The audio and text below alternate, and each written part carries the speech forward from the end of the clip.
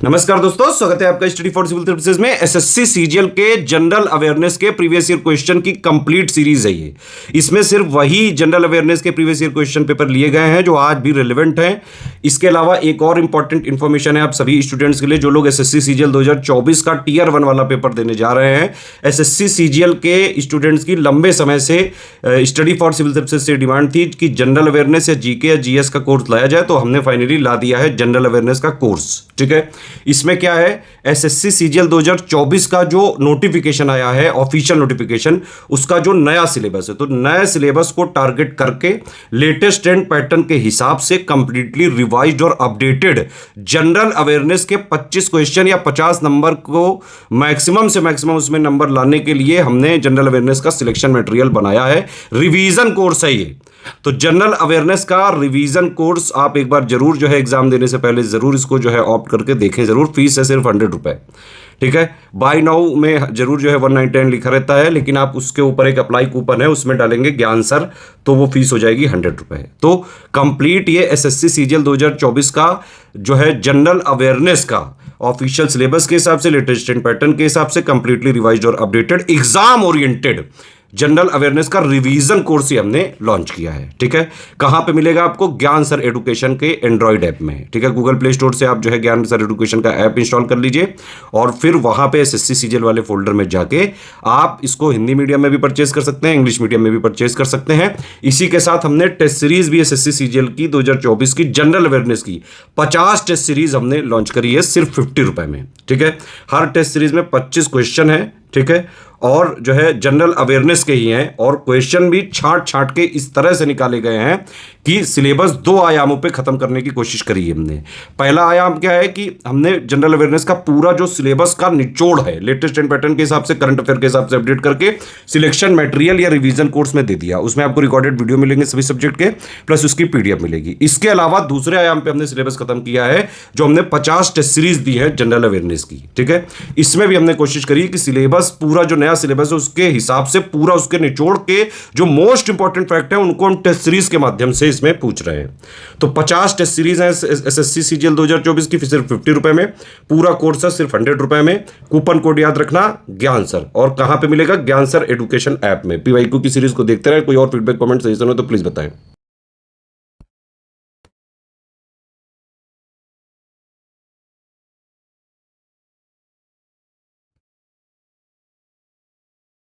नमस्कार, आप सभी का स्वागत है स्टडी फॉर सिविल सर्विसेज में। और मैं विष्णु सर आपका स्वागत करता हूं तहे दिल से आपका एसएससी के पीवाईक्यू में। तो चलिए शुरुआत करते हैं अपने क्लासेस का। आप लोग से रिक्वेस्ट है कि आप लोग इसको सेशन को शेयर करना है, ज्यादा से ज्यादा लाइक करना है और मन लगा के पढ़ना है। ठीक है, चलिए शुरुआत करते हैं बिना किसी चीज के लिट के हुए हम लोग। तो आज हम लोग को पढ़ना है 23 से शुरुआत करना है सेट से, और आप लोग तैयार रहिए। चलिए, पहला क्वेश्चन आपके समक्ष आ चुका है। बताइएगा कि प्रथम आधुनिक ओलंपिक खेल किस वर्ष आयोजित किए गए थे? क्या होगा इसका आंसर? तो आप जानते हैं 1896 में किया गया था पहला आधुनिक ओलंपिक खेल का शुरुआत हुआ था। नेक्स्ट आते हैं यदि हम लोग कि 2022 में फीफा अंडर 17 महिला विश्व कप, अच्छा क्वेश्चन, निम्नलिखित में से किस अवधि के दौरान आयोजित किया गया था? बताइएगा, डेट पूछा गया है आपसे। तो 11 से 30 अक्टूबर, 11 से 30 अक्टूबर। नेक्स्ट अगर आपसे पूछा जाए कि संसदीय समितियों के संबंध में निम्नलिखित में से कौन सा ऐसे कथन सत्य है? पहला कथन, एक मंत्री लोक लेखा समिति का सदस्य नहीं हो सकता। बी, प्राक्कलन समितियों के सदस्यों को लोकसभा के अध्यक्ष द्वारा नामित किया जाता है। सी, एक मंत्री प्राक्कलन समिति का सदस्य हो सकता है यदि उसे अध्यक्ष द्वारा मनोनीत किया जाता है। डी, सार्वजनिक उपक्रमों की समितियों के सदस्य का कार्यकाल 2 वर्ष का होगा। कौन सा सही है? ध्यान से सुनिए और जवाब दीजिएगा। तो यहां से सिर्फ और सिर्फ ऑप्शन, ये जो आपको कथन ये जो है यही सही है, यानी कि ऑप्शन नंबर डी केवल एक सही है। इसको ध्यान से फ्रेमवर्क दिमाग में लाइए आप लोग। नेक्स्ट बताइएगा आप लोग कि दिसंबर 2021 में निम्नलिखित में से कौन BWF विश्व चैंपियनशिप फाइनल के फाइनल में खेलने वाले पहले भारतीय पुरुष शटलर बने? 4 ऑप्शन है, ध्यान से चारों ऑप्शन को ध्यान से देखिए एकदम। तो कादाम्बी श्रीकांत, कादाम्बी श्रीकांत। नेक्स्ट आइएगा ध्यान से, कि निम्नलिखित में से किसे अंतिम ऋणदाता के रूप में भी जाना जाता है? तो अंतिम ऋणदाता किसे कहते हैं? अंतिम ऋणदाता किसे कहते हैं? तो आरबीआई को कहते हैं। समझा चुके हैं डेट के साथ। स्थापना 1 अप्रैल 1935। ध्यान दीजिएगा। और इसके लिए एक्ट कब आया था? 1934 को आया था। शुरुआत में इसका हेडक्वार्टर कहां था? तो हेडक्वार्टर इसका कोलकाता था। बाद में 1937 को हेडक्वार्टर इसका कहां हो जाता है? मुंबई में कर दिया जाता है। और इसका राष्ट्रीयकरण अगर किया जाए तो इसका राष्ट्रीयकरण जो हुआ था 1 जनवरी 1949 को हुआ था। यह भी आपको ध्यान रखना है। ठीक है, यह सब चीज भूलना नहीं है आप लोग को। और हिल्टन आयोग की सिफारिश पे इसकी स्थापना की गई थी। चंद्रगुप्त मौर्य ने डैश की सहायता से मगध के नंद वंश को उखाड़ फेंका था। तो इसमें से विष्णुगुप्त ऑप्शन पर बी बिल्कुल सही है। नंद वंश के शासक घनानंद को हरा करके या उसकी मृत्यु करके चंद्रगुप्त मौर्य मौर्य वंश की स्थापना करते हैं। नेक्स्ट आते हैं यदि आप लोग की पद्मश्री पुरस्कार से सम्मानित दर्शन झावेरी। देख लीजिएगा ध्यान से। दर्शन झावेरी भारत की एक डैश नृत्यांगना है। दर्शन झावेरी बताइएगा।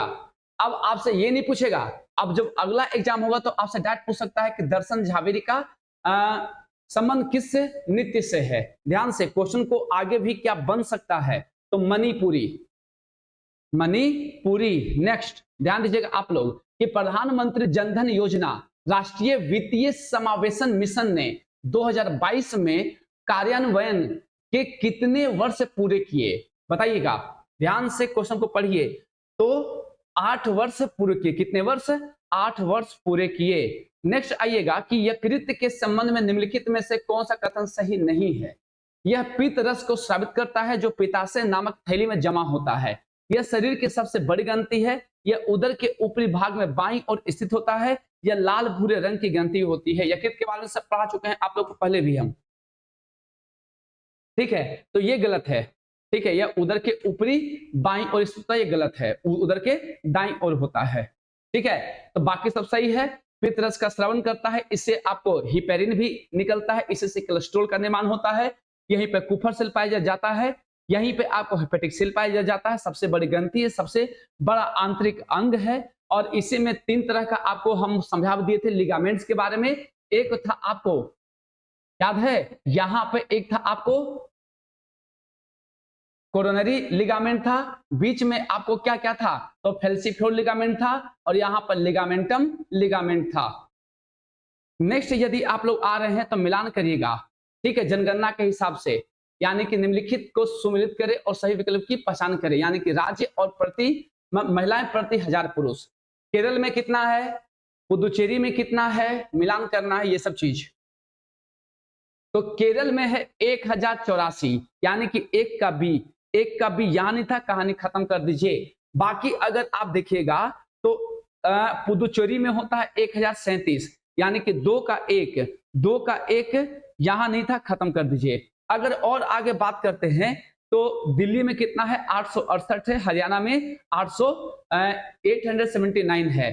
तो 3 का डी एक ही जगह पर है, बाकी नहीं है। नेक्स्ट आगे चलते, इसको याद करवा देंगे आपको। वीडियो 2 और 3 बार देखिएगा तो। अखिल भारतीय कांग्रेस ने भारत के लिए पूर्ण स्वराज्य या पूर्ण स्वतंत्रता की मांग को कब औपचारिक रूप दे दिया? कब औपचारिक रूप दे दिया? तो इसके लिए याद रखिएगा कि 1929 का जो लाहौर अधिवेशन हुआ था वो उसी में, और अध्यक्षता के थे जवाहरलाल नेहरू के थे इसकी अध्यक्षता को। नेक्स्ट, प्रसिद्ध अरबी विद्वान अल बरूनी 11वीं शताब्दी ईसा पूर्व में डैश के साथ भारत आया था। किसके साथ अल बरूनी भारत आया था? अल बरूनी किसके साथ आया था? तो मोहम्मद गजनवी के साथ आया था अल बरूनी। नेक्स्ट अगर ध्यान देते हैं हम लोग कि निम्नलिखित में से कौन सा अम्ल जैतून के तेल का 55 से 80% हिस्सा बनाता है, जो इसे खाना पकाने के अधिकांश तरीकों के लिए एक अच्छा विकल्प बनाता है? जैतून का तेल। तो 13 का क्या आंसर होगा? तो 13 का आंसर हो जाएगा ओलिक अम्ल। इसमें क्या पाया जाता है? ओलिक अम्ल पाया जाता है। Oleic acid. ध्यान से, ओलिक एसिड पाया जाता है। नेक्स्ट बताइएगा आप लोग कि वह कौन सा उपकरण है जो वर्षा का पता लगाने, उसकी गति और तीव्रता का निर्धारण करने और वर्षा, बर्फ और या ओलों जैसे वर्षा प्रकारों की पहचान करने के लिए विद्युत चुंबकीय ऊर्जा के स्पंदनों को वायुमंडल में भेजता है। काफी अच्छा क्वेश्चन है ये, ध्यान से इसको पढ़िएगा। तो डॉपलर वेदर इफेक्ट या रडार, डॉपलर वेदर रडार, ध्यान दीजिएगा आप लोग इन सब प्रश्न पे, ज्यादा अच्छा प्रश्न होता है ये सब। नेक्स्ट बताइएगा कि भारत के लिए आर्थिक विकास की योजना को डैश के रूप में जाना जाता है। भारत के लिए आर्थिक विकास की योजना को किस रूप में जाना जाता है? तो इसी को हम बंबई योजना भी कहते हैं। क्या कहते हैं? बंबई योजना कहते हैं। और सभी लोग जो लोग एसएससी की तैयारी कर रहे हैं उनके लिए मात्र और मात्र 100 में कंप्लीट जीएस का कोर्स, जो कि एसएससी के हर एग्जाम को कवर करता हुआ जाएगा। एसएससी दीजिए, आप एमटीएस, सीएचएसएल, सीपीओ, सीजीएल, कुछ भी दीजिए, ये बेच आपके लिए बेनिफिशियल होने वाला है। तो आप लोग को कुछ नहीं करना है, सिर्फ और सिर्फ ज्ञान सर एडुकेशन ऐप को डाउनलोड करना। ज्ञान सर एडुकेशन एप्लीकेशन को डाउनलोड करना है, वहीं पे आपको ये बेच मिलेगा। अगर आपको एप्लीकेशन पे कीमत 200 दिखता है तो आप ज्ञान सर कूपन कोड का यूज करेगा, आपको तुरंत 50% का डिस्काउंट मिल जाएगा और ये बेच आपको 99 से 100 रुपए में मिल जाएगा। इसके साथ ही 50 रुपए में 50 मॉक टेस्ट, एमटी लिख दे रहे हैं हम, मॉक टेस्ट भी आपको मिलने जा रहा है। इसी एप्लीकेशन पर ये बेच भी आपको अवेलेबल है। यदि आपको इसका भी कीमत 100 रुपए नजर आता है तो आप यहां भी ज्ञान सर कूपन कोड का यूज करेंगे और तुरंत फ्लैट आपको 50% का डिस्काउंट मिल जाएगा। दोनों बेच को परचेस करके यदि आप हमारे साथ 5 से 6 आवर का समय बिताते हैं तो आपका जो जीएस का जो क्षेत्र है उसमें कभी भी दिक्कत नहीं आएगा। इससे आप देख सकते हैं और आप एक बार इसका यूज भी कर सकते हैं। चलिए आते हैं अगला question, question number 16। Islamic calendar के किस महीने में रमजान मनाया जाता है? किस महीने में रमजान मनाया जाता है, जो कि एक पवित्र महीना है जब दुनिया भर के मुसलमान रोजा रखते हैं और दान पुण्य, जिसे जकात के रूप में जाना जाता है, करने पर अपना ध्यान देते हैं। क्या होगा इसका आंसर बताइए, क्या होना चाहिए इसका आंसर? तो 90 महीने में। नेक्स्ट आते हैं, आप लोग ध्यान दीजिएगा, निम्नलिखित में से किस समूह के तत्वों को कैल्कोजन कहा जाता है? कैल्कोजन, कैल्कोजन बताइएगा, कैल्कोजन। तो समूह 16 के तत्वों को कैल्कोजन कहा जाता है। समूह 16 के तत्व को कैल्कोजन के नाम से जानते हैं। नेक्स्ट बताइएगा आप लोग कि लोचन कवि की प्रसिद्धि 15वीं शताब्दी में लिखे गए ग्रंथ डैश के लेखक के रूप में है, डैश के लेखक के रूप में है। तो राग तरंगनी, राग तरंगनी, राग तरंगनी। नेक्स्ट बताइएगा आप लोग कि राधे श्याम बार्ले को गुरु घासीदास की जयंती पर संत नामी समुदाय, कौन? तो संत नामी समुदाय के आदिवासियों के पंथी नृत्य को बढ़ावा देने के लिए 2020-21 में पद्मश्री मिला था। वह नृत्य शैली किस राज्य से संबंधित है? पंथी नृत्य शैली। तो क्या हो जाएगा इसका आंसर? तो हो जाएगा, तो आप जानते हैं कि गुरु घासीदास का संबंध किससे है? छत्तीसगढ़ से है। Option number D. नेक्स्ट आप लोग आइएगा और बताइए कि 1939 में कांग्रेस अध्यक्ष पद से इस्तीफे देने के बाद किसने अखिल भारतीय फॉरवर्ड ब्लॉक की स्थापना की थी? आसान क्वेश्चन है। अखिल भारतीय फॉरवर्ड ब्लॉक की स्थापना करने वाले कौन थे? तो सुभाष चंद्र बोस थे। जब त्रिपुरी संकट, यानी कि जब 1939 में त्रिपुरी संकट आता है, यानी कि जब वहां पर चुनाव होता है अध्यक्ष पद के लिए, तो क्या होता है कि सुभाष चंद्र बोस जीत जाते हैं, लेकिन वो क्या होता है कि त्याग पत्र दे देते हैं। ठीक है, त्याग पत्र दे देते हैं अपने पद से। फिर राजेंद्र प्रसाद उस पद को ग्रहण कर लेते हैं। निम्नलिखित में से किस व्यापार समझौते का उद्देश्य व्यापार के लिए क्षेत्र क्षमता को अधिकतम करने और अपने लोगों के विकास को प्राप्त करने के लिए अंतः सार्क आर्थिक सहयोग को मजबूत करना है? बताइए क्या होगा 21 नंबर। 21 का आंसर क्या होगा? तो साफ्टा, साफ्टा, साफ्टा। नेक्स्ट यदि हम लोग आते हैं और नर्मदा नदी कहां से निकलती है? नर्मदा नदी कहां से निकलती है? तो अमरकंटक के पहाड़ों से निकलती है नर्मदा नदी। यहीं से आपको क्या निकलती है? ताप्ती भी निकलती है, ताप्ती भी निकलती है, और सोन नदी का भी उद्गम यहीं से होता है। ध्यान दीजिएगा ये सब चीज आप लोग। नेक्स्ट बताइएगा आप लोग, भारतीय संविधान का निम्नलिखित में से कौन सा अनुच्छेद हमारी सामासिक संस्कृति की समृद्धि विरासत को महत्व देने और परिरक्षित करने को प्रतिस्थापित करता है? काफी अच्छा क्वेश्चन है और इंपॉर्टेंट भी है।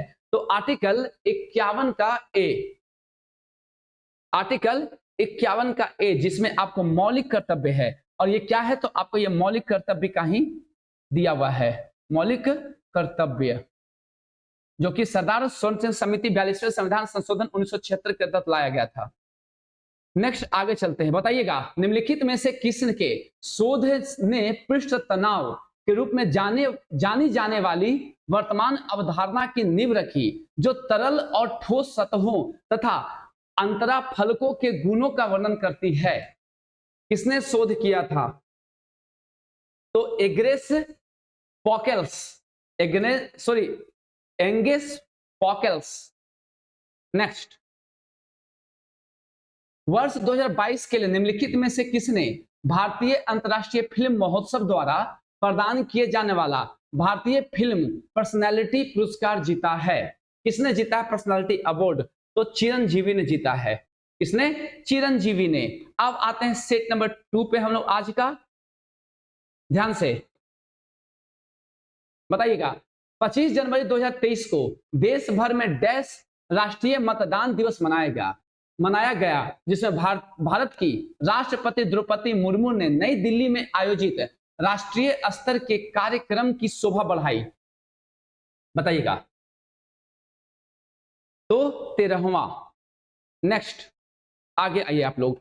बताइएगा आप लोग कि निम्नलिखित में से कौन सी नदी अपने उद्गम स्थल के साथ गलत सुमिलित है? सतलुज नदी डल झील से निकलती, गंगा गंगोत्री हिमनद से, महानदी सिहावा पहाड़ी से, गोदावरी त्र्यंबकेश्वर से। बताइए क्या आंसर होना चाहिए? तो सतलुज कहां से? राक्षस ताल झील से निकलती है, ना कि डल झील से। तो यही आपका गलत है, बाकी सभी सही हैं। नेक्स्ट बताइएगा आप लोग कि किस राज्य सरकार ने मार्च 2022 में कौशल्या मातृत्व योजना की शुरुआत की है? ये प्रीवियस क्लासेस में भी देखने को मिल जाएगा आपको। तो छत्तीसगढ़, कौशल्या मातृत्व योजना छत्तीसगढ़। नेक्स्ट बताइएगा आप लोग कि नाटी निम्नलिखित में से भारत के किस राज्य का लोक नृत्य है? नाटी। बताइए नाटी किस राज्य का लोक नृत्य है? तो हिमाचल प्रदेश का। नाटी कहां का है? हिमाचल प्रदेश का है। नेक्स्ट बताइएगा आप लोग कि निम्नलिखित में से किसने दिल्ली सल्तनत में सैनिकों के लिए दाग और हुलिया प्रथा तथा नगद भुगतान व्यवस्था की शुरुआत की थी?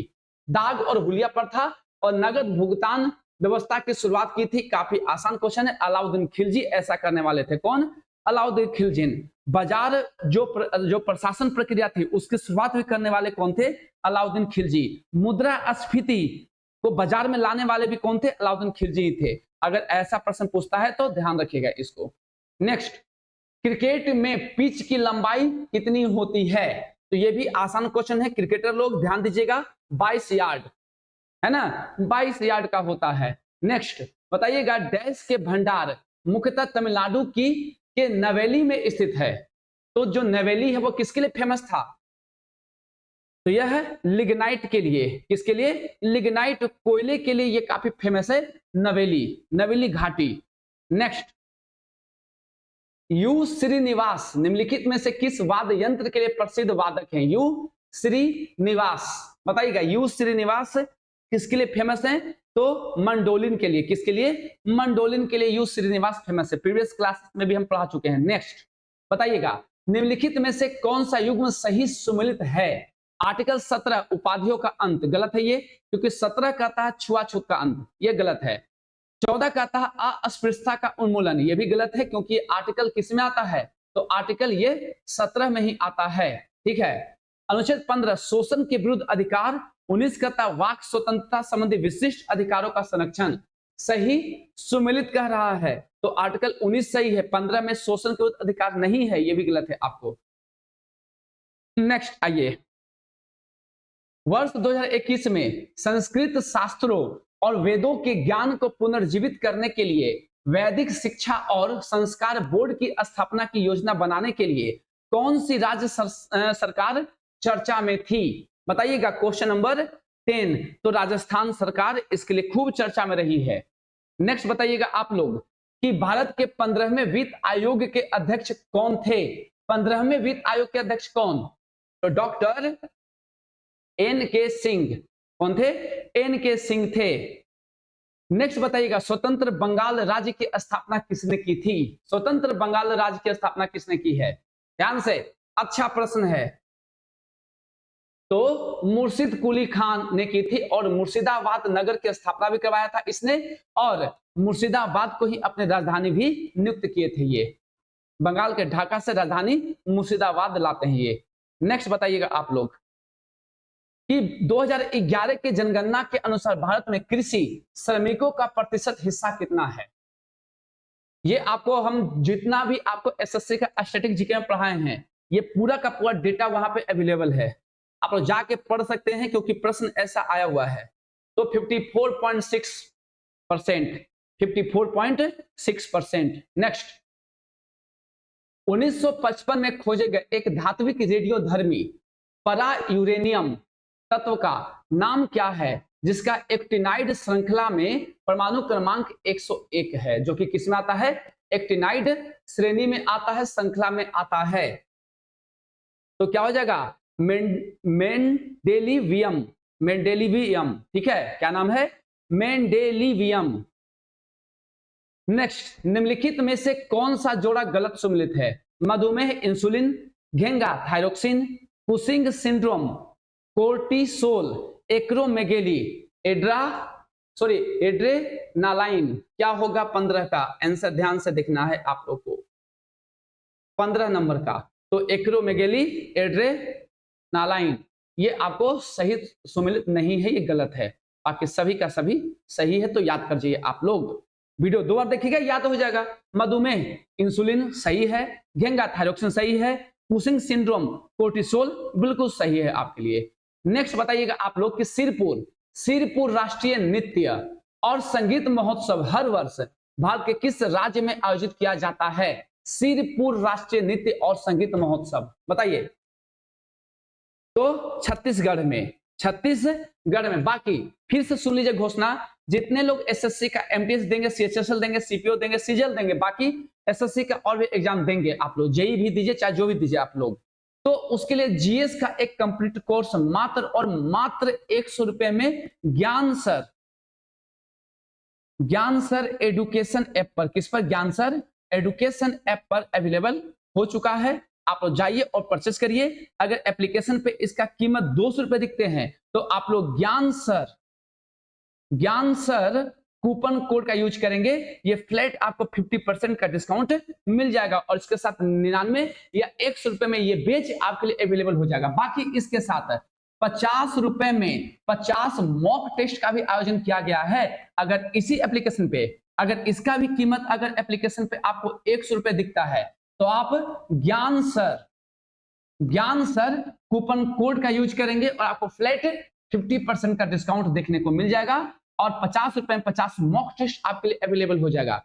इन दोनों बैच को लेकर के आप मात्र 5 से 6 घंटा हमारे साथ ध्यान दीजिए, आपका रिजल्ट में काफी अहम योगदान हमारा होगा, ये आप लोग जान के रखिए।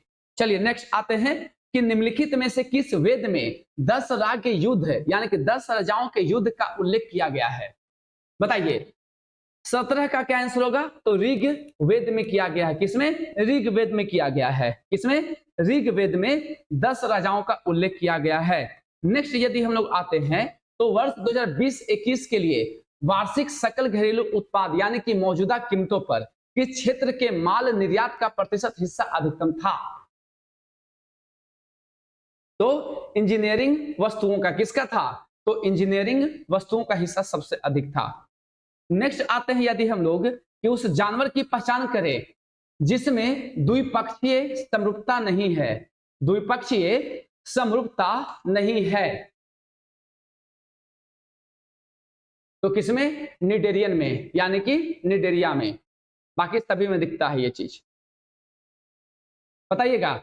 20 नंबर, डैश व्यय और डैश प्राप्तियां सरकारी बजट द्वारा दर्शाई जाती है। तो अनुमानित और अनुमानित, सॉरी अनुमानता नहीं है, अनुमानित है, संस्कृत जैसा जो लगता है ना वो लग गया हमको। अनुमानित और अनुमानित ही रहेगा, अनुमानित व्यय और अनुमानित प्राप्ति। 21 नंबर, डीपी, डीपी घर ने या धर ने कौन सी पंचवर्षीय योजना तैयार और लॉन्च की थी? डीपी धर ने कौन सी पंचवर्षीय योजना तैयार और लॉन्च की थी? क्वेश्चन नंबर 21, ध्यान से। तो 5वीं पंचवर्षीय योजना कौन? डीपी धर ने ही तैयार किया था और लॉन्च किया था। नेक्स्ट 22 नंबर, प्रथम अखिल भारतीय किसान सभा का गठन कहां हुआ था? प्रथम अखिल भारतीय किसान सभा का गठन कहां पे किया गया था? 22 नंबर का जवाब दीजिएगा आप लोग, और हो जाएगा लखनऊ में। कहां पर? लखनऊ में किया गया था। क्वेश्चन रिपीट होगा, ध्यान दीजिएगा आगे भी। 1911 में अल्फा 6 के अर्ध आयु काल और उत्सर्जित अल्फा कणों की ऊर्जा के बीच एक प्रयोग सिद्ध संबंध किसने खोजा था? यानी कि हाफ लाइफ पीरियड। सिंपल सा बात है। तो ये देने वाले कौन थे? गीगर और नट्टल थे। कौन थे? गीगर और नट्टल साहब। गीगर और नट्टल साहब, ध्यान से। नेक्स्ट, प्रसिद्ध नर्तक बिरजू महाराज ने 2016 में किस फिल्म के लिए सर्वश्रेष्ठ नृत्य निर्देशक का फिल्म फेयर पुरस्कार जीता था? बिरजू महाराज कथक से संबंधित है, पहले भी पढ़ा चुके हैं आप लोग को। तो बाजीराव मस्तानी के लिए, किसके लिए? बाजीराव मस्तानी के लिए। ध्यान से, निम्नलिखित में से कौन सी पंक्ति कबड्डी से संबंधित नहीं है? कौन सी पंक्ति कबड्डी से संबंधित नहीं है? तो अटैक लाइन यानी कि आक्रामक रेखा का संबंध कबड्डी से नहीं है।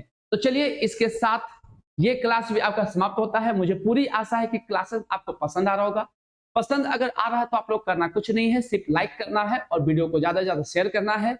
अगर आप लोगों ने बैच को परचेज कर लिया है तो अपने भी दोस्त को, ठीक है, मित्र को, मित्रानियों को आप इसके बारे में जानकारी दे सकते हैं। ठीक है, तो चलिए इसके साथ क्लास को खत्म करते हैं। तब तक के लिए आप सभी को जय हिंद।